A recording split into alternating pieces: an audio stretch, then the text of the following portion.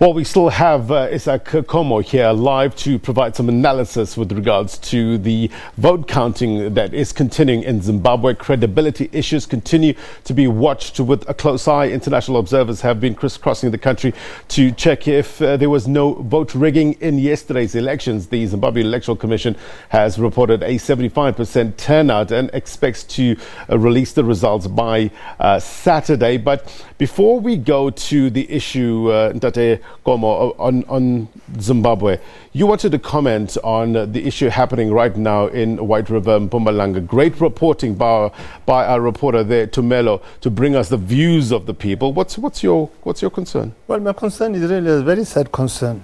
You see, those houses which were built there, they built there for over 4 years. Had it been in Britain, those people would have had squatters' rights. Yeah. When a person builds a thing or builds a house on your property, you're supposed to actually sort of interdict them right when the time when they're building it. And you actually sort of serve them with sermons to vacate. But once the person gets there, builds a house, occupies it and lives there, he's got squatters' rights. And that's even occupying even a property, a house. Yeah, if a person just can get into a property which is unoccupied, which is not theirs, and stay there, once you come there, you cannot evict them. You've got squatters' rights. And I think that thing there is actually supposed to be applied here too. So what's your advice to the people that Tumelo was speaking to? Well, not my advice to the people speaking to. I mean, you ask the question to the sheriff and the bailiffs. Is this that why did the property owner wait for all that length of time? Only coming out now to go to court to get a court order to demolish those houses. Those houses were not built yesterday. They've been there for 4 years. Yeah. So I mean to say that in that situation, he's got to find a means of actually accommodating those people somewhere else. He's got to actually sort of pay for something for their removal. You just cannot come and remove them. That's in Britain. Yeah. We'll keep a close eye on the situation in Mpumalanga at White River. Our reporter Tumelo Machocho will bring us the very latest. But let's move on to Zimbabwe. 75% turnout. What does that tell you about Zimbabweans' appetite for change? Well, that's actually sort of saying the Zimbabweans are really involved in the politics of their country. Yeah, normally the turnout would be about 60 or 55%.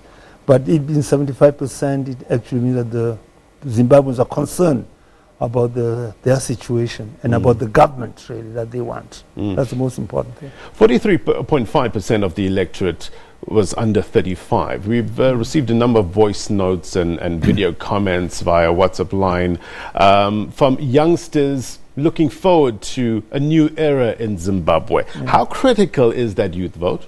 The youth vote is very important. I mean to say that they are the most marginalized. They're the most. They're the people who are suffering from unemployment. But there's another thing. I don't know why. I wonder whether the ZEC have actually given a figure on the age. I mean, they've broken down into the age groups. Yeah, because there was a comment yesterday on television that was from Bulawayo, where one of the observers said that there was a disappointment that the youths were not seen within the queues. Yeah. So although 43% of the electorate is youths, did they register? And many of them are first-time voters. The question is, did they register? And those who registered, did they bother to turn up to actually come and vote? You see, that's a big question. If we assume that they didn't, what would be the possible reasons why they didn't turn up? Well, you see, the youth is a very funny thing, even here in South Africa. I mean to say that we've seen at many rallies where the youth are coming up. In fact, the EFF knows about it. Yeah, they support the EFF when Malema turns up with his truck, you know.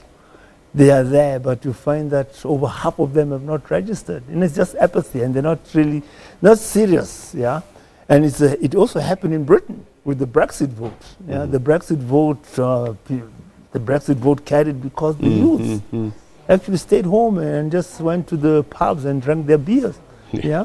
So basically the youths have really got to be involved in politics and actually take their future in their own hands. Yeah. So they should know that their future is in their own hands And the way that they could actually come up and take the future in their own hands is actually to take part in things like elections. Izak Khomo, stand by. I want you to get more insight from you a little later on. But I want to take our viewers now live to Pretoria with regards to the fuel price